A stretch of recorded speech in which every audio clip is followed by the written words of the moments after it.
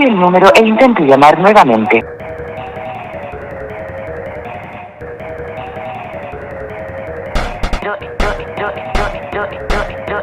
Por favor, verifique el número e intente llamar nuevamente.